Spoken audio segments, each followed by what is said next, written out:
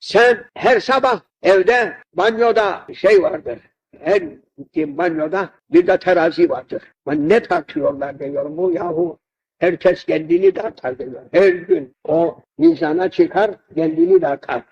Bu tarafta başka rakamlar gördüm. Nedir dedim bunlar? Bu rakamlar yüzlük, 160, 180, 190, 200 böyle bir şey de var. Yani senin de aklın çalışmaz mı dediler. Bu boyuna göre, bu boyunun santimidir diyor.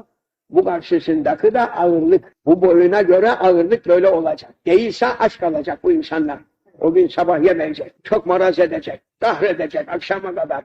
Ne oldu gene bizim tartımız çoğaldı, emri kalktı. Ya ne uğraşın? Cenab-ı Allah buyuruyor.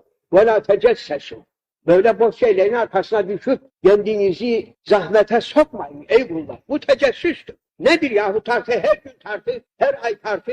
Kaç kilo çıktım, kaç kilo indim. Milletin